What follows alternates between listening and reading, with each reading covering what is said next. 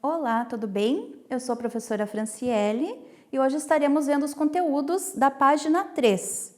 Então, iniciaremos agora, falando sobre o que é música. Então, se eu for perguntar para cada um de vocês o que é música, vocês vão lembrar daquilo que vocês ouvem, no celular, no computador, na televisão, no rádio, Mas nós temos uma explicação teórica para o que é música. Então, segundo os teóricos da música, a música é a arte de combinar os sons de acordo com as suas variações de altura, duração, intensidade e timbre. Agora nós vamos ver o que é cada um dessas propriedades do som. Então, primeiro nós vamos começar com a altura. Quando a gente fala altura do som, a gente tem que tomar cuidado para não se confundir com o som forte e o som fraco. Quando a gente fala da altura do som, a gente tem que pensar nos sons graves, médios e agudos. O que é um som grave? Para poder exemplificar de uma forma mais simples, a gente pode pensar no som grave como a voz masculina, a voz do pai, do avô, do tio. Uma voz aguda é uma voz feminina, por exemplo, a voz da mãe, da irmã, da tia, da avó. Agora nós vamos ver como seria um som grave ou um agudo com auxílio do nosso professor Luan, que vai mostrar para a gente num instrumento, no sax soprano, qual é a diferença desse som grave, médio e agudo. Então, primeiro ele vai tocar para a gente um som grave.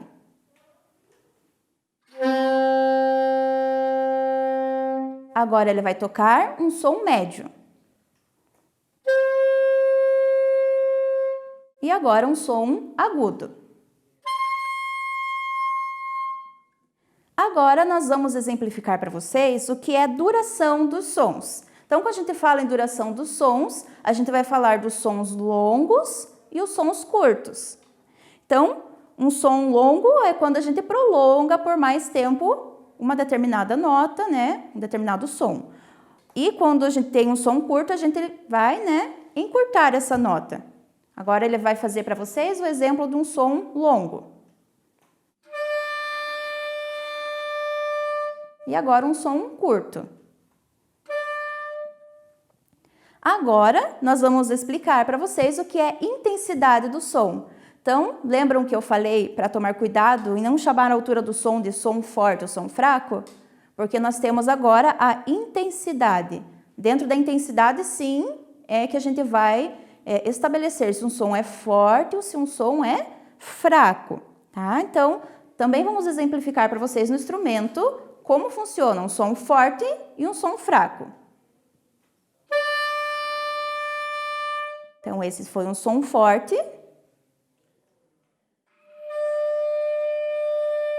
E agora um som fraco. Agora, nós vamos falar sobre o timbre. O timbre é como se fosse uma impressão digital da voz. Então, cada voz e cada instrumento musical tem uma particularidade. A gente conhece a pessoa. Você está lá no seu quarto, por exemplo, e chega alguém lá na tua casa batendo palma, e chama pelo teu nome. Você já sabe quem é a pessoa, se você já conhece, você vai saber quem é, se é teu amigo, se é tua prima, teu primo que está te chamando pelo timbre da voz dela. Ou às vezes está lá no quarto, mora com a avó, com a mãe, e uma delas te chama, você sabe quem é que está te chamando, se é a mãe ou se é a avó, pelo timbre da voz delas. As duas são vozes femininas, mas cada uma tem um timbre diferente. E assim também funciona com os instrumentos. Os instrumentos, cada um vai ter um timbre diferente, por mais que seja da mesma família. Por exemplo, o saxofone, nós temos vários tipos de saxofone, Tem o sax tenor, o alto, o soprano, e eles vão ter cada um timbre diferente. E nós temos também a diferença de timbre entre instrumentos diferentes, que é o caso do soprano que nós temos aqui, e agora nós vamos pedir ajuda para também a Luana, que vai nos ajudar para mostrar a diferença do timbre de um sax soprano e de uma flauta transversal.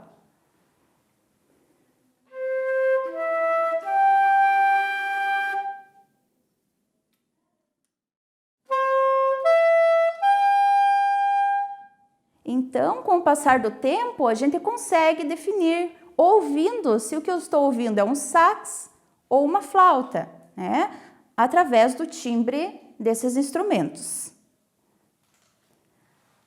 Agora, nesta mesma página, na página 3, nós temos alguns exercícios, tá? E esses exercícios vocês vão resolver, ouvindo o que o professor Luan estará fazendo no instrumento. Ele vai tocar 3 vezes cada exercício para que vocês entendam bem, para que vocês ouçam bem o que está sendo tocado, né? E vocês vão colocar na resposta aquilo que vocês estão ouvindo. Tá? Então, ele vai tocar para vocês no sax soprano, tá? E vocês vão ouvir e colocar a resposta na apostila, ainda na página 3. Então, no exercício número 1, ele vai tocar algumas notas graves ou agudas, tá? E vocês vão ter que definir se o que vocês estão ouvindo é grave ou é agudo. Tá? Então, cada letra A, letra B, letra C, cada uma vai ser tocada 3 vezes.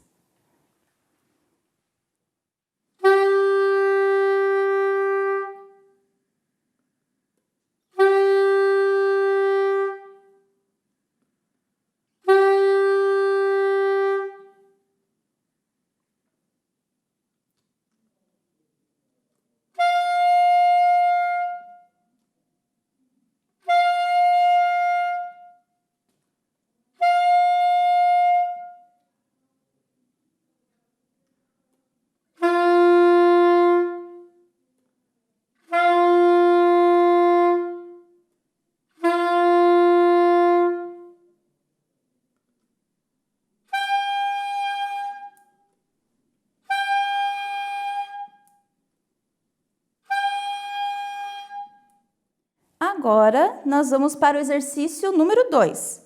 No número 2, vocês vão ter que definir se o som ouvido é um som longo ou um som curto. Também, cada letra será tocada 3 vezes.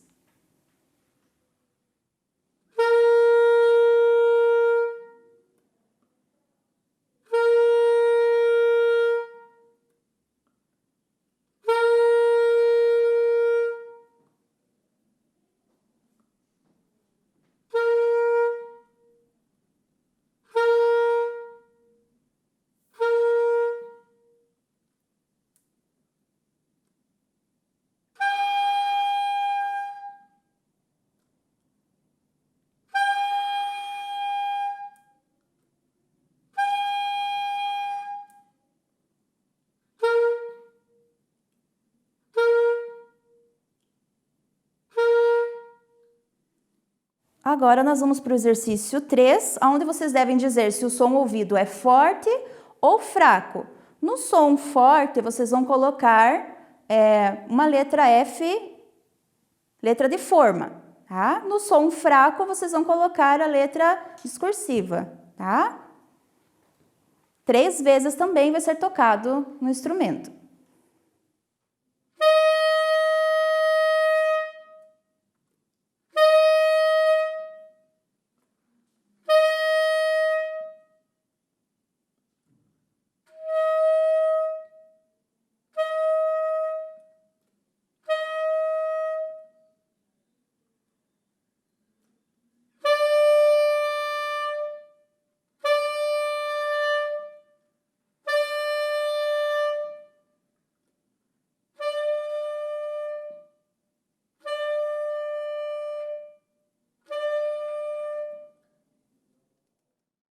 E agora, no exercício número 4, vocês vão ter que informar qual é a fonte sonora ouvida, tá? Para a gente poder definir o timbre ouvido, tá? Nós temos na letra A a opção violão, violino ou trompete. Então, nós vamos ouvir agora no áudio, que vai ser colocado para vocês no vídeo, e vocês vão ter que tentar definir qual é o instrumento que está sendo tocado agora.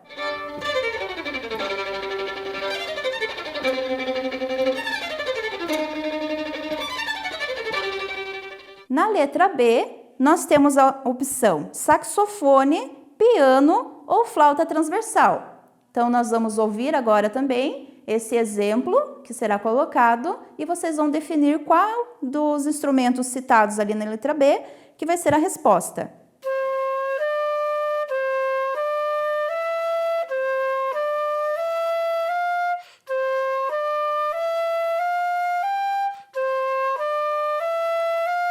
Agora nós daremos sequência aos nossos conteúdos, indo para a página 4, onde nós vamos aprender agora os elementos fundamentais da música.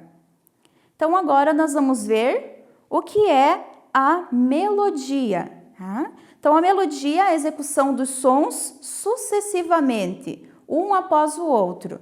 Tá? E a gente vai ver no exemplo ao lado, no vídeo, tá? O exemplo de como a melodia se apresenta numa partitura. Tá? Ela vai se apresentar na forma horizontal, uma nota sendo colocada do lado da outra e também será tocada dessa forma. É através da melodia que a gente reconhece a música que a gente está ouvindo, como por exemplo, né, a música que a gente vai ouvir agora, eu não vou falar o nome dela ainda, tá? Ela será tocada na flauta transversal. Um pedacinho da música. Ao ouvir, vocês já vão reconhecer a música através dessa melodia.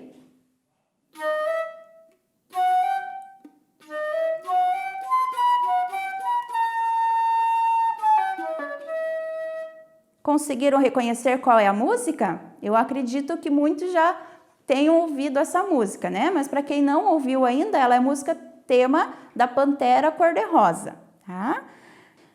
Agora nós vamos falar sobre a harmonia, que é a execução dos sons simultaneamente, ou seja, os sons são tocados ao mesmo tempo e na partitura ela vai aparecer da forma vertical, as notas são colocadas uma em cima da outra. Tá? Nós temos alguns instrumentos, por exemplo, a escaleta, que tem teclas, né? Que a gente consegue fazer harmonia utilizando somente ela, porque eu posso usar vários dedos para tocar várias teclas ao mesmo tempo e cada tecla é uma nota diferente. Por exemplo,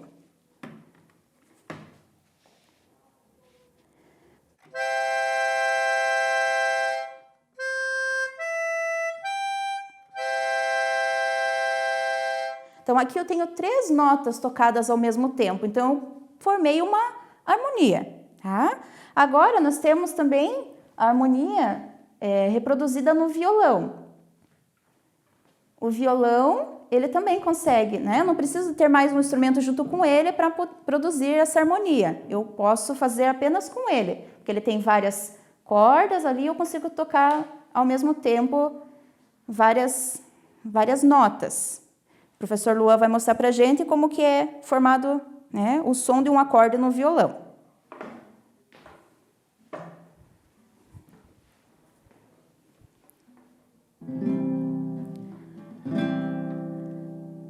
Agora, nós vamos juntar o que a gente viu anteriormente, que é a melodia, junto com a harmonia. Nós vamos fazer aqui um trechinho onde o professor Luan vai tocar a harmonia e eu vou tocar a melodia na flauta doce.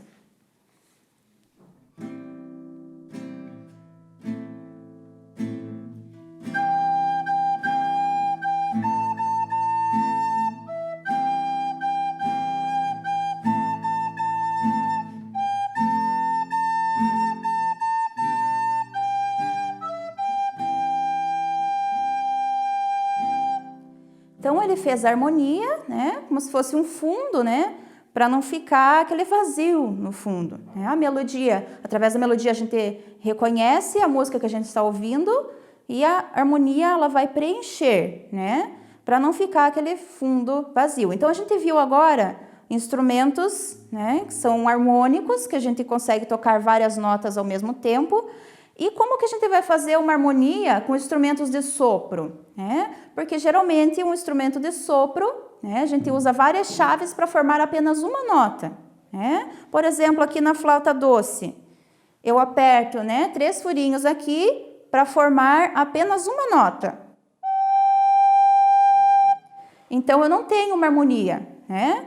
Para eu ter uma harmonia com instrumentos de sopro, eu preciso que cada um toque uma nota diferente ao mesmo tempo para formar uma harmonia. Então, agora nós vamos dar um exemplo agora de uma harmonia, de um acorde que vocês ainda não vão ver mais para frente, né? Usando 3 instrumentos. Então, 2 flautas transversais, uma flauta doce.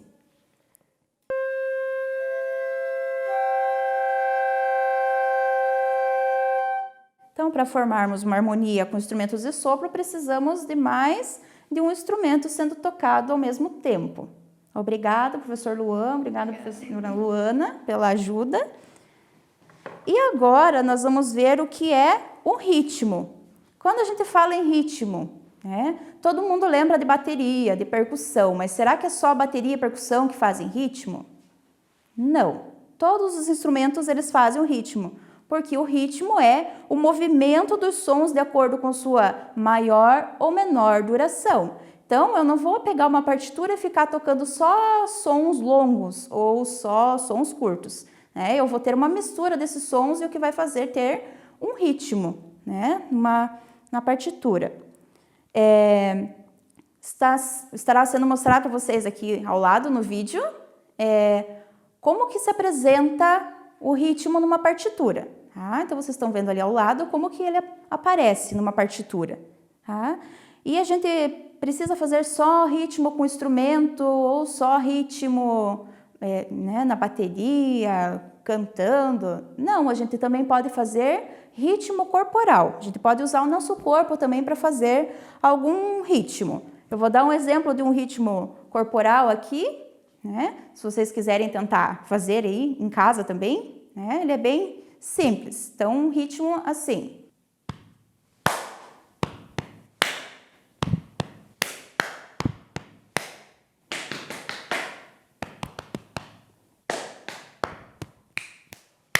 Então, esse é um exemplo de um ritmo corporal. Quem quiser tentar fazer, pode fazer.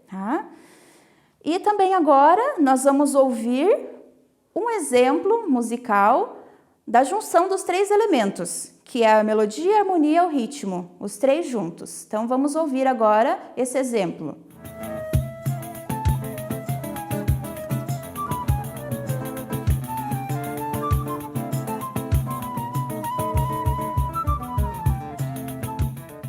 Agora, ainda na mesma página 4, nós vamos entender o que é notação musical.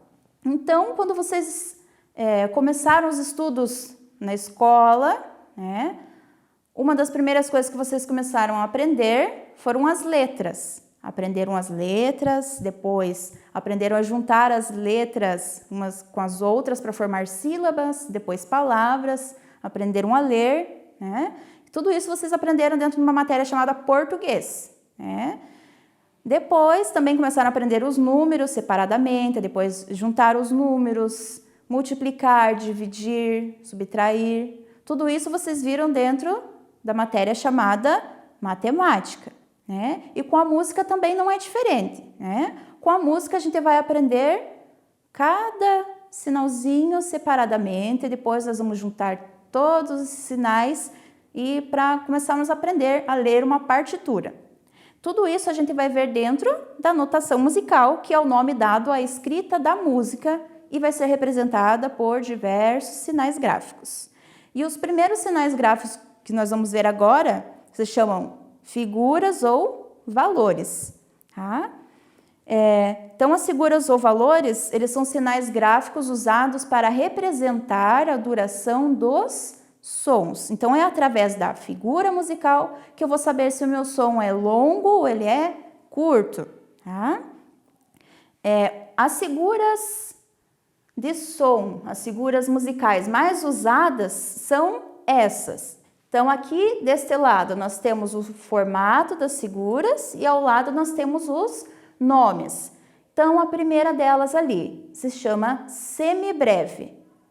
Nós temos apenas uma bolinha sem pintar, não pode pintar essa bolinha, A próxima se chama mínima, é a mesma bolinha usada na semibreve, só que agora ao lado eu tenho um risquinho. A próxima figura se chama semínima, é o mesmo formato da mínima, só que agora ela deve ser pintada, A próxima figura se chama Colcheia é o mesmo formato da semínima, só que agora do lado nós temos como se fosse uma bandeirinha. A próxima figura se chama semicolcheia. Mesmo formato da colcheia, só que aqui nós temos duas bandeirinhas. A próxima figura se chama fusa e ela tem 3 bandeirinhas do lado. E a última figura aqui da nossa tabelinha se chama semifusa e tem 4 bandeirinhas do lado. Então, cuidado com o nome da fusa e da semifusa, né? Com som de Z. Então, não é semifusa nem fuça, né? É fusa e semifusa, com som de Z, tá? E agora nós vamos ver que as figuras, as figuras elas são formadas por até 3 partes. Todas as figuras têm 3 partes? Não, tá? Por exemplo, a semibreve, ela não tem 3 partes, ela só tem uma, né? Como vocês ainda não tinham visto, né? Eu chamei de bolinha, de risquinho e de bandeirinha, mas na verdade eles têm um nome específico. Aqui onde foi chamado de bolinha, na verdade se chama cabeça, tá? Aqui onde foi chamado de risquinho, na verdade se chama haste. E aqui onde foi chamado de bandeirinha se chama colchete, tá? Então, ela é formada por até 3 partes. A semibreve só tem uma parte, que é a cabeça. A mínima e a semínima, ela é formada por 2 partes, cabeça e haste. Da colcheia para baixo é que eu vou ter 3 partes, porque eu tenho cabeça, haste e colchete. Mas, professora, aqui tem 4 colchetes, então não tem que somar tudo isso?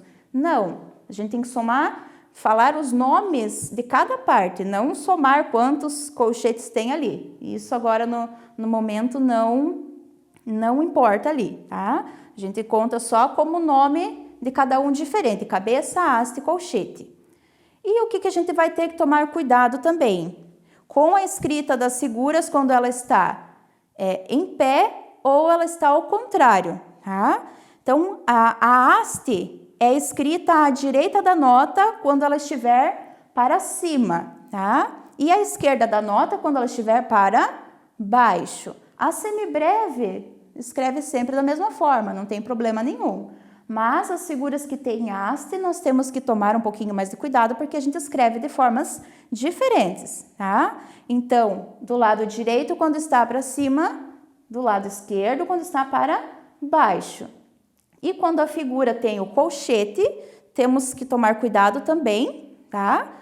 Para não fazer da forma incorreta, tá? O colchete, ele é sempre colocado do lado direito da figura, independente se a figura está virada para cima ou para baixo, como nesse exemplo aqui, tá? Sempre tomar cuidado com a colocação da haste ou do colchete, tá? Então, cuidado para não fazer a colcheia, por exemplo, dessa forma aqui, que está errado, tá? Então, sempre tomem cuidado na hora de escrever, né?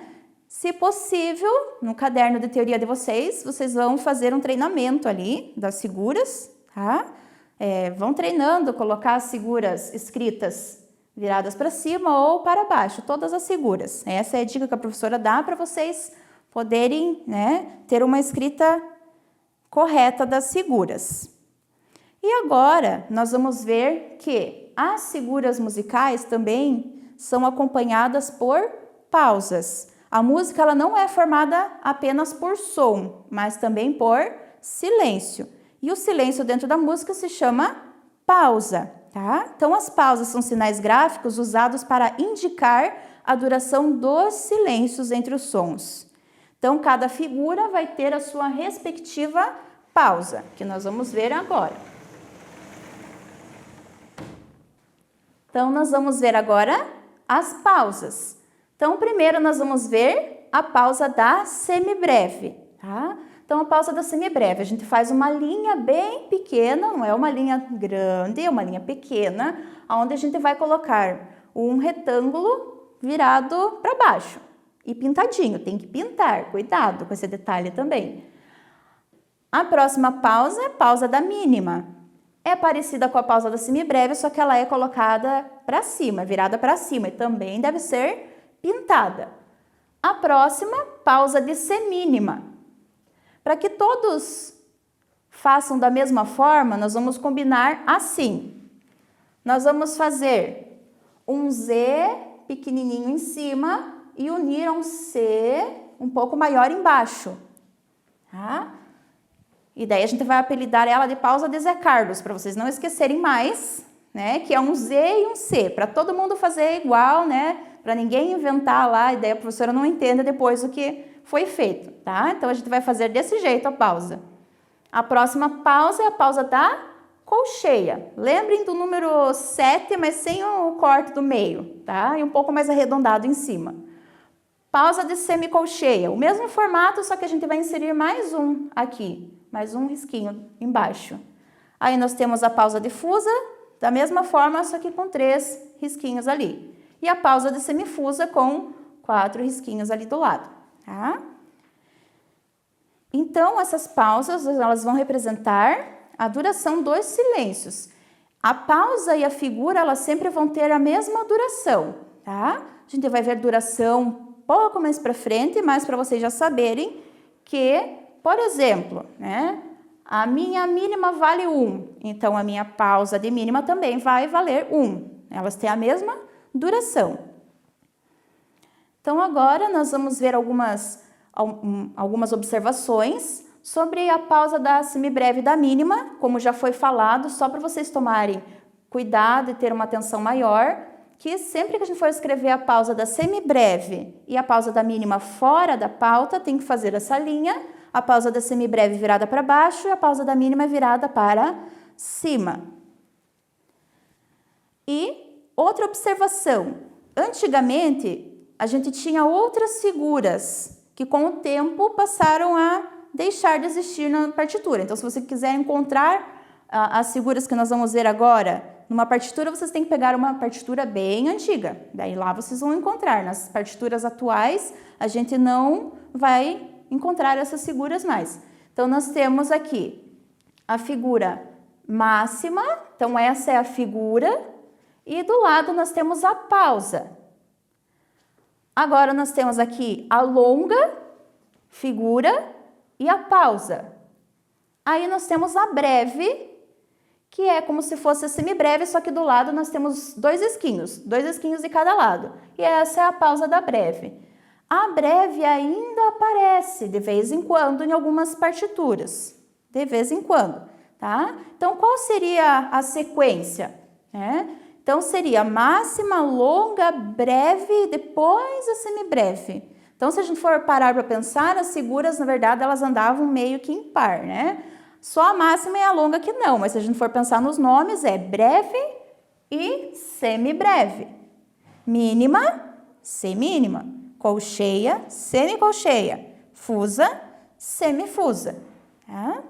E nós temos ainda mais uma figura que às vezes aparece, que é chamada de tremifusa ou quartifusa, tá? E ela é a figura que vem após a semifusa.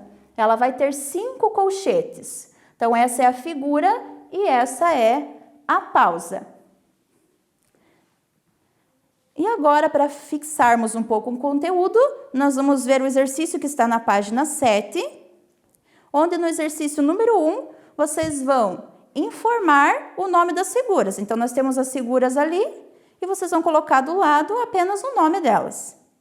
Na número 2, vocês têm figuras de um lado, pausas do outro.